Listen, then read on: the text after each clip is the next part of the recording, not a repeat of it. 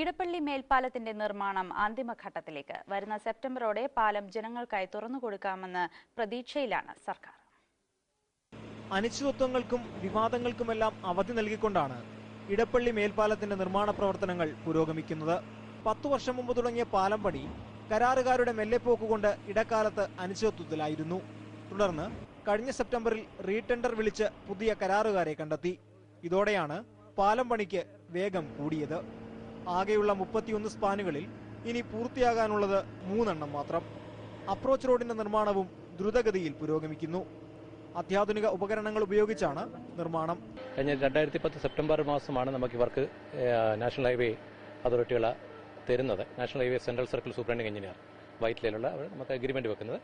ഇപ്പോൾ നമുക്ക് 13 സ്പാൻ ബ്രിഡ്ജും പിന്നെ അപ്രോച്ച് റോഡും അതിന്റെ റീറ്റെയിനിങ് വോളിന്റെ വർക്കുകളായിരുന്നു. 13 സ്പാനിലെ 13 സ്പാന്റെയും പണികൾ ഈ വെള്ളിയാഴ്ച കൊണ്ട് മെയിൻ വർക്കുകളെല്ലാം കഴിയാണ്. പിന്നെ ഹാൻഡ് റെയിലെ പിന്നെ ക്രാഷ് ബാരിയർ അതുപോലുള്ള വർക്കുകളുണ്ട്. അത് ഇമ്മീഡിയറ്റ് ആയിട്ട് തന്നെ ചെയ്തുകൊണ്ടിരിക്കുന്നുണ്ട്. അതിന്റെ കൂടെ നടന്നുകൊണ്ടിരിക്കുന്നുണ്ട്.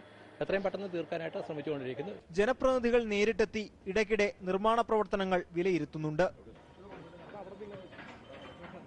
സെപ്റ്റംബറിൽ പണി പൂർത്തിയാക്കാനാണ് PWD ലക്ഷ്യമിടുന്നത്.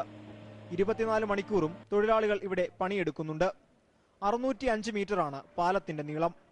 നിർമ്മാണം പൂർത്തിയാകുന്നതോടെ പ്രദേശത്തെ ഗതാഗതക്കുരുക്കിനും പരിഹാരമാകുമെന്നാണ് പ്രതീക്ഷ.